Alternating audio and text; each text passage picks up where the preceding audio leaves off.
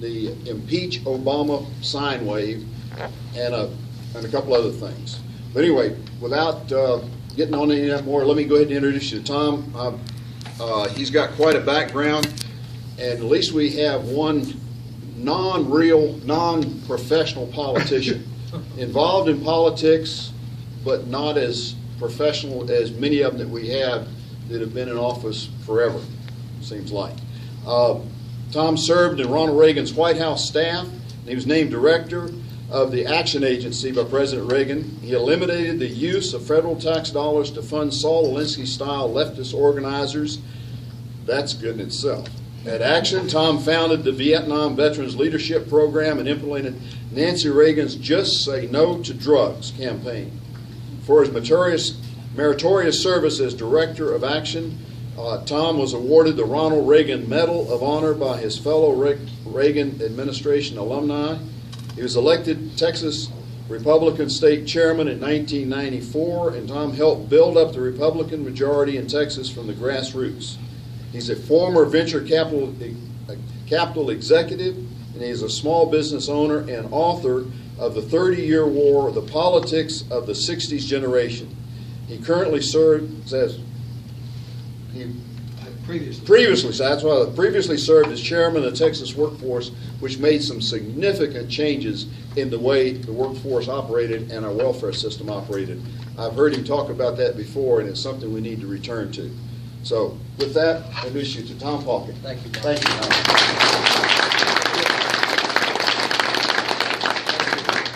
So, if I may get my notes here and find one quote, I want to have a chapter called in my book, Return to Constitutional Principles, and there's a great quote from Barry Goldwater in his book, Conscience of the Conservative, which I always like to mention. It relates, even though that book was written in 1960, it's so relevant today. It's great to see so many people here tonight, and the reality is, but for the grassroots, but for the Tea Party, in 2010, we would not have captured the House of Representatives. We would not have, in 2010 and 2012, in Austin, put in a group of generally younger conservatives who are dedicated to doing things the right way. I'm proud to say in 2010 I was the only state official in the state of Texas. In fact, my opponent, Greg Abbott, endorses all the incumbents, and I've endorsed the conservative challengers, but I was proud to stand up for David Simpson when nobody thought he had a chance. But I believe that we needed fresh blood, and we needed somebody to go down there who would really stand for your principles and work for conservatism, and David's done a terrific job. But that's what I think we have got to look at. You know, we have the most liberal regime in American history, and I've been very fortunate in my life. I've got a lot of gray hair. We've got 7 children, 14 grandchildren, the 15th on the way. I've been fortunate myself, but I don't like what I see on the horizon for our children and grandchildren. And I sense that, you know, almost every day it seems like we're sliding downward. We're always reacting to the left. I remember a time when we framed the debate, when we put them on the defensive.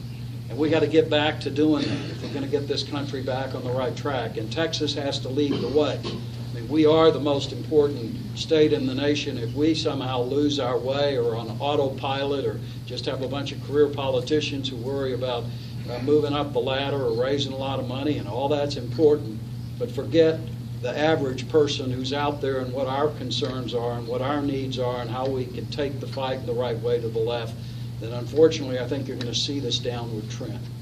And I want to talk a little bit about basic principles and then get specific about the state of Texas and some of the issues that affect us.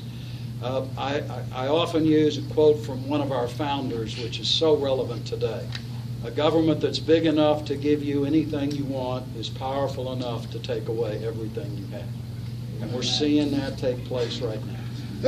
And I was very fortunate. I was a young Texan, went off to Georgetown University, and it's a very liberal university these days, but I had a conservative professor who taught me from the Federalist Papers and the Declaration and the Constitution. And I remember the words of the 10th Amendment, powers not specifically delegated to the federal government are reserved to the states and the people respectively. And as I talk about in my book, Bringing America Home, which I was writing, was almost as an anticipation of the Tea Party movement. It was what happened in the post-Reagan period. How did America lose its way, and how do we find our way back? But that's the forgotten amendment, as I put it. But the reality is it is the central issue of our time, the growing concentration of power. And I'm a believer with Lord Acton that power tends to corrupt, and absolute power corrupts absolutely. And that is the challenge, the power of centralization versus the 10th Amendment and the Second Amendment and the recognition, if you will, there ought to be checks and balances, separation of power and return of power, and keeping it as local as possible to the people themselves. And that's what the Constitution stood for. That's what the American Revolution was for. But let's talk about Texas. And I guess a little of my background very quickly. I got involved as a young conservative, going to Washington, D.C., having read a book, Conscience of a Conservative, in the Goldwater for President campaign. And I have to be frank, I thought I was joining the losing side, but, you know, I didn't care. We were up against the big money Wall Street, Rockefeller crowd, the top-down bunch who manipulate people, and they were controlling our party at the time. I got with Goldwater, was in that presidential campaign. You know, we lost. But out of that was a 30-minute address by a man I later worked for, Ronald Reagan, and we won the White House, and we really began to change the world. It shows what can happen if a group of people who are true conservatives and a team of people working together can do. After leaving that campaign, or that campaign was over, I was elected national chairman of the College of Republicans and butted heads with the student radicals, the New Left as they were called at the time. They weren't just against the war in Vietnam. I remember going to one of their demonstrations in Washington. They were waving Viet Cong flags. And the chants were, ho, ho, Ho Chi Minh. In fact, you know, our own president just the other day compared Ho Chi Minh to Thomas Jefferson. Can you imagine that? Communist dictator. But I got involved. And I said, look, if I'm going to get involved in supporting our soldiers and I led an effort to put the left on the defensive, then I had to be, I wasn't exactly wanted to be a hypocrite, so I enlisted, joined the Army. I wound up in Vietnam. I was an oxymoron Army intelligence officer over in Vietnam. But I was on the Cambodian border, and I saw the effects of a silly policy, the McNamara civilian whiz kids crowd, the sort of the high IQs brilliantly wrong, a war fought, a noble cause could have been won, and instead a terrible result in 1975. Came home, worked briefly in the Nixon administration, came back to Texas, got married, raised our family. It got angry when I saw the fall of Saigon and what had happened as a result of that failed strategy, and got involved again and became part of the Reagan Revolution. I went to Washington with the president, was on his transition team, headed a federal agency, and as Bob mentioned earlier, we defunded the left. My predecessor, and here we go, the New Left crowd had morphed into the Alinsky crowd by the time I got to Washington, and they were funding about $20 million of these left-wing organizations. And we shut it down. We shut it down in 1 year. And it wasn't easy because you catch a lot of flack. But we did it because it was the right thing to do, and we carried the fight to the left. But then I came home to Texas, was in private business, got involved in 1994 because I thought these political consultants and these big money folks who were running the state party at the time, and the political consultant running the party at the time was Karl Rove, and they're kind of putting their people in various slots. And I said to myself, you know, this is top down, this isn't grassroots up, this isn't true conservatism. So I led an effort, and many people across the state helped me. I was the underdog then, just like I am in this race. We were heavily outspent, just like we'll be outspent in this race. But we won. And the party was a minority, and I stuck to our conservative principles. We built a team from the grassroots up. We listened to the voices of what Barry Goldwater once used a term that I think is so appropriate. You know, conservatives need to speak for the forgotten Americans, the middle-class taxpayers who don't have lobbyists in Washington or in Austin. I'd add Austin because it's as bad as Washington in some respects with respect to some of the lobbyists, but who don't have lobbyists in Washington and aren't looking for loopholes in the law. And we've got to, you know, we've got to get away from this idea. And as Goldwater put it, you know, our job's not to represent big business, big labor, big government. They got plenty of folks taking care of their interests. but ours is to represent the concerns and desires and wishes of the middle-class Americans who are the backbone of this society and who tend to be the forgotten Americans. And I hate to say it, but even on the Republican side, we're getting away from that. And it's more about who has the most money or who has the influence of the Austin insiders or the Washington insiders. And so the rhetoric sounds good. And in fact, you know, people say, oh, Tom, what's the difference between you and Greg Abbott? Well, I'm going to give you some specific differences. I wouldn't be running. If I hadn't gone down to Austin, I was asked by the governor to go chair the Texas Workforce Commission in 2008. I'd been in the private sector and out of things. I went down to Austin. I thought, God, it's an awful mess in Washington, but things are great here in Texas, and they are in so many ways. Economically, I mean, we drilled more than 40% of the wells drilled in the U.S. last year. We've got a good private sector. We understand the value of private sector job creation. But I also saw some problems. I saw a top-down structure similar to what I'd seen with the state party. A lot of folks who were going in, and the rhetoric is great, but then you see day in and day out who they're paying attention to. Are they paying attention to us, or are they paying attention to the people that write $100,000 checks?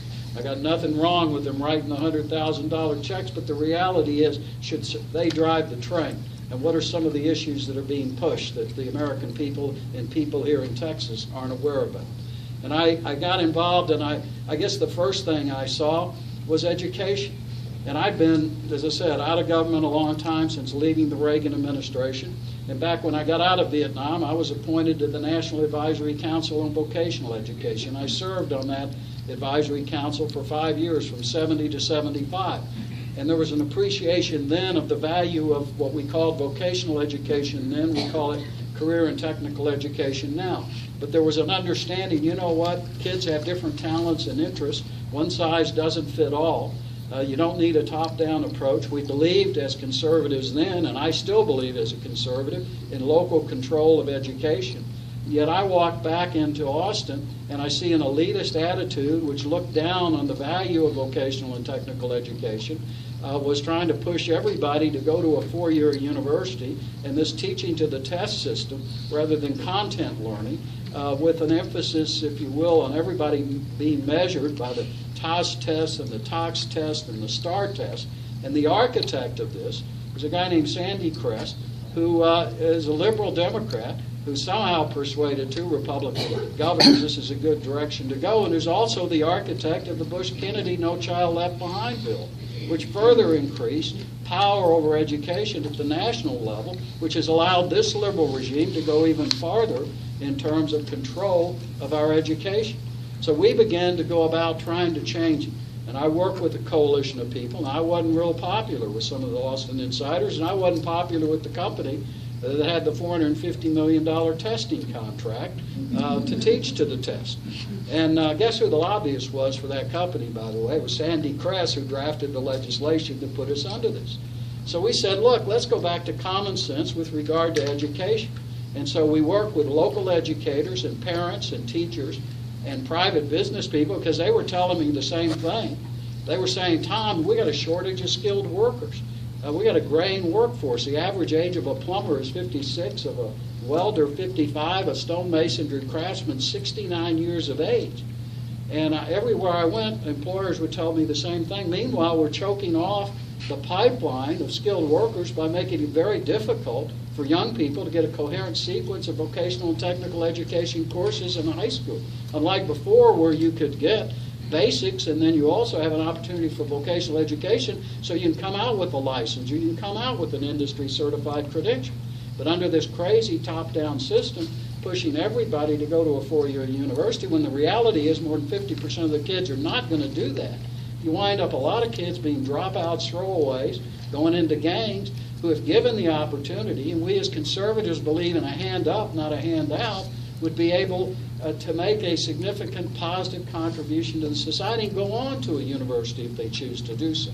So we worked together, and guess what? We finally got legislation passed this session over Crest's opposition and some powerful interest, and it will allow for multiple pathways to a high school diploma, more opportunities for vocational education, and recognition, if you will, that there ought to be multiple pathways, math and science for those college-oriented kids who are interested in that, humanities and fine arts for college-oriented kids who are interested in that direction, but also a career path for those students who want to have the opportunity to learn skills. And as Ann Matula, who I work with on this, who runs a marvelous program called the Craft Training Center, you know, kids learn differently, Tom. I would get the kids in my class who were heading to be dropouts, but they learn with their hands, and then we start teaching them to be welders, electricians, and pipe fitters, and guess what? The light bulb goes on, and all of a sudden they recognize, oh, that's why I need math. That's why I need basic literacy skills. They do better academically, and they also come out with a credential that they can use. By the way, some of those kids, now they're down in the Eagleford Shale, and they get a welding certificate, and they start out at $1,700 a week. Compare that to a lot of kids, a class of 2011 college graduates who have on average $26,000 in debt, and 50% are unemployed or underemployed. You got another example of two-year degree in engineering-related technology instrumentation for the petrochemical industry. They start at $68,000 a year. And a lady who was on the board of directors of the Plumbers Association, who has her own plumbing company, she said she was at a career day trying to get young people interested in plumbing. She wasn't having much luck. She went out and got a hand-painted sign and brought it back, $75,000 in 3 years, and all of a sudden there was a lot more interest. But the reality is, we just got to understand, I mean, this is simple. This isn't magic. But it's sort of like things are on autopilot, and we do things a certain way, and they're powerful interests and like the status quo, so let's keep it that way. Now let me talk about some other issues where there are real differences between Greg Abbott and myself. I believe local property taxes should stay local, and that includes school property tax. And when Ann Richards tried to put in place through a constitutional amendment what's called the Robin Hood school finance scheme. It's a redistributionist school finance scheme which takes from certain districts and gives to others. It's sort of a principle of the French Revolution. The only way you bring people up, according to the left, is to bring others who are successful down. And that's the mindset. This is the philosophy of the Robin Hood school finance scheme. I led the effort against it. We defeated it 2-1. She got to put it in legislatively anyway, even though we defeated it with constitutional amendment. 2 governors later, it's still there. And my opponent, Greg Abbott, defends it, calls it legal, calls it constitutional. And the reality is it's taking $1.1 billion from 374 districts. It's shipping them elsewhere to other districts with no local accountability. And it's a bad way to fund the property poor districts. And I've said, and I'll work with coalitions, there's a better way and a fairer way to get the $1.1 billion to the property poor districts than taking away local school property taxes. Robin Hood needs to go, and it will go, if you choose me to be your governor. And it is tiresome to hear people, you know, and it's great to talk about all these things you're doing with regard to Barack Obama, and that's fine. But we've got issues here in our state where the same principles are involved, and we've got to get engaged. It's like the border security issue. You know, I've said, people say, well, you know, Greg Abbott's now talking, he's going to do something about border security. Well, he's been Attorney General for 10 years. Now, nobody gave me a purview at the Texas Workforce Commission to do something about vocational education, but the reality is it came under our aegis, and so I put a coalition together to do something about it. Now, you know, I'm one of those who believes that Texas shouldn't rely on the outgoing Janet Napolitano and Homeland Security to protect our borders. And the reality is, what I would do is take $50 million, which is currently called an emerging technology fund, which is picking winners and losers, and a good example of big money influence.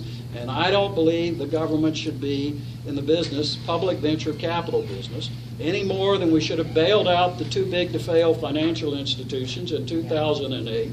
If they were too big to fail, they're too big.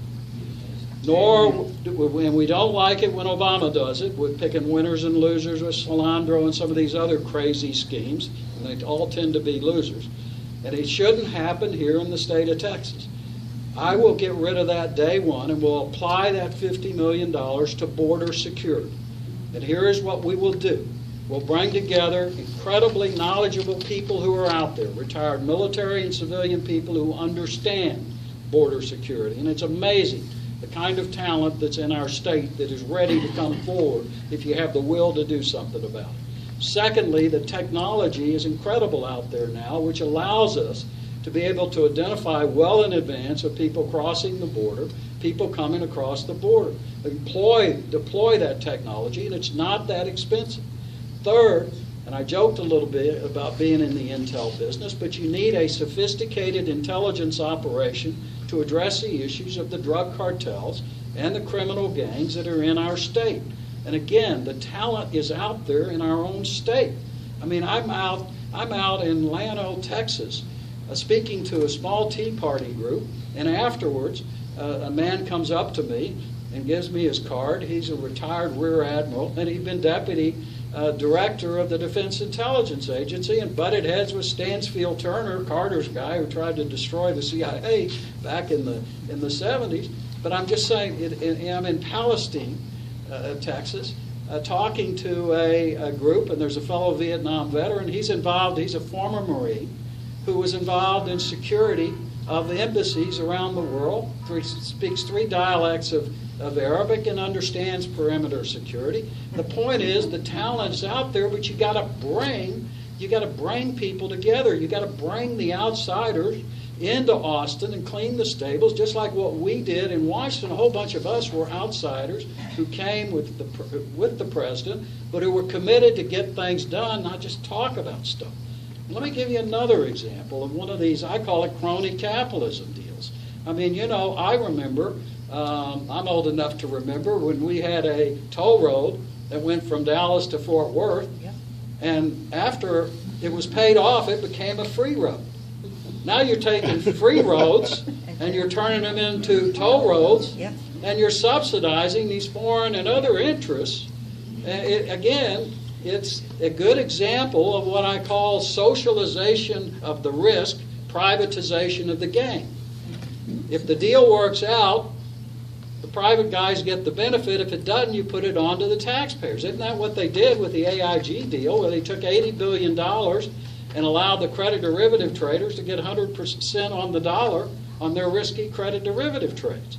And it's the same principle involved in the I don't have an objection to a private toll road, but it needs to pay for itself. And it ought to at some time become a free road again. But I want to have more of an emphasis on free roads, less emphasis on these toll roads, and no more of these sweetheart deals, which Greg Abbott, my opponent, has rubber stamped. And the entire time he's been there. And I can tell you, this stuff goes on.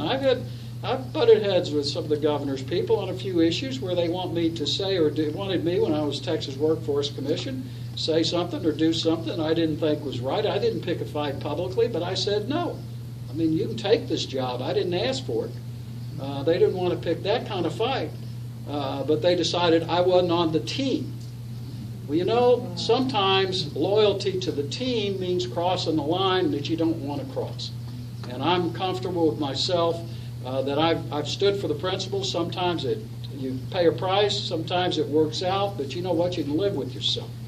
And I'm not going to change as governor for what I've done throughout my life working in the conservative movement. And we've got to put a coalition together. We've got to bring this country back together, but you bring it together with sound policies, and with sound policies that identifies what needs to be done and puts the left on the defensive. I was down in San Antonio speaking to the Tea Party group, and there's some terrific people down there, Hispanic conservatives. They don't like the Castro crowd. I mean, you know, you're getting to the point that city council is sort of like the People's Republic of San Antonio. What a difference from what it was before, even under, you know, moderate Democrats. These are left-wing Democrats. And I've said as governor, look, I'm going to go down and support you and work with you. We're going to take back San Antonio. And once we take back San Antonio, we're going to show how we can take back the nation.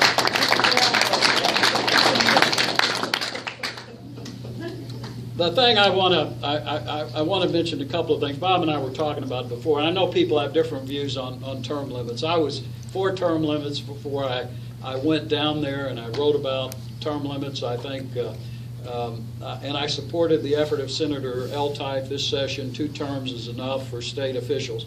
But I have to say, I am even a stronger proponent of term limits, having been down there the last 5 years. There is no such thing as an indispensable man or a woman. And there's a time, and I will term limit myself. I support term limits. And I also will fight to see that they're put in place. My opponent is not for term limits, another one of the issues where we have a strong disagreement. But I will simply say that we are, not only is this is a battle for the soul of the party. Are we going to continue to allow the Karl Roves and the hotshot political consultants, and they're on both sides of the aisle. They take polls, they decide what you out there want to hear. They've got a lot of money they're able to raise, so they send you that message. And meanwhile, after the nomination is won or after the election is over, it's back to business as usual. Now, I am not one, I don't pick fights, but I ran for state chairman because I was tired of these guys having too much power. And you got a choice here of the top down versus the bottom up. My opponent, Greg Abbott, rose to power from district judge to the Supreme Court and then on to Attorney General because he was part of the Rove machine. In fact, American Crossroads gave $1.2 million to a state Republican officials PAC. Of that, $491,000 went to Greg Abbott. And so I look at personnel. I believe personnel makes policy, and who you run with, who you listen to, who you respond to makes a difference. I've always stood with the grassroots conservatives, and I'm not going to change. And we're going to try to put sound policies in place. I won't always be right. We'll have some differences on individual issues. But the point is, I will listen to the grassroots. And I understand the seriousness of the moment. If I may, in closing, comment on 2 things.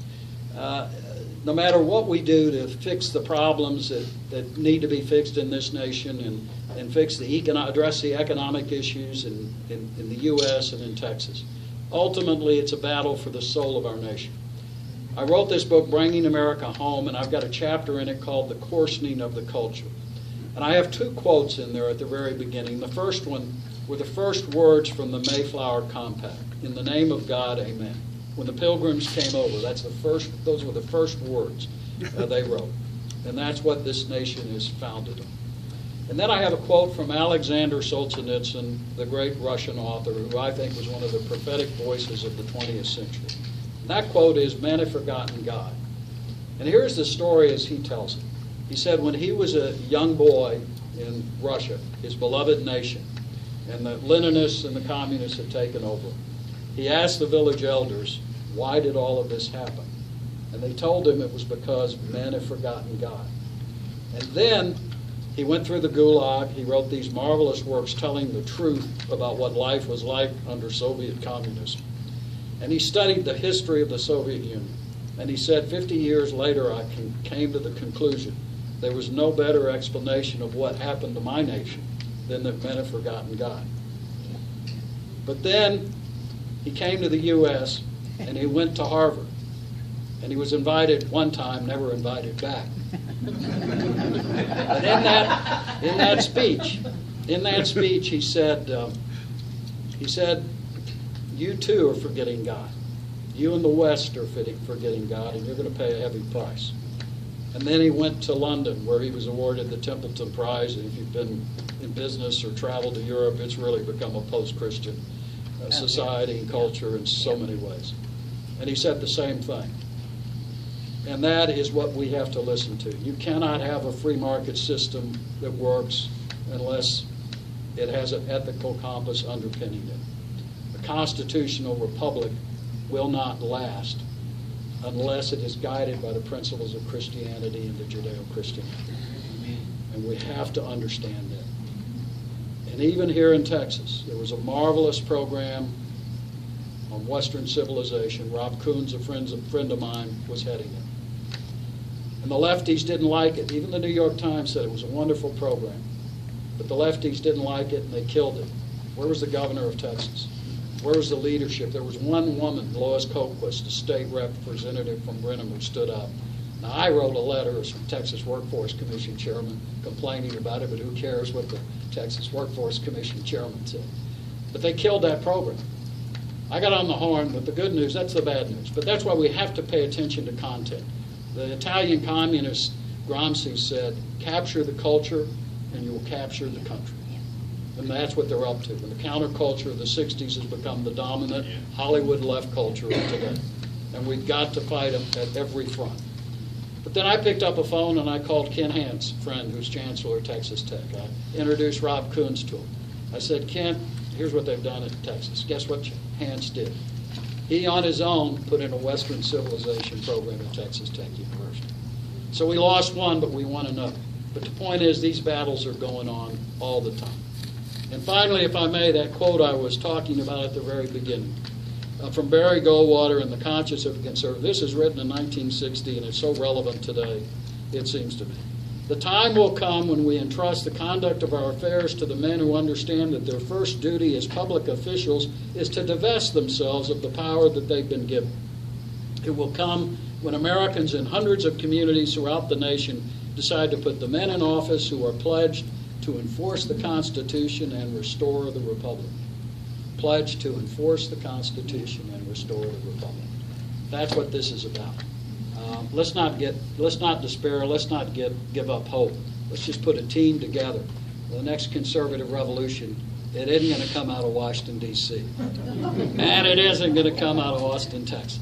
It's going to come from you and me and others like us across the state, across the nation. God bless you. Thanks for what you're doing.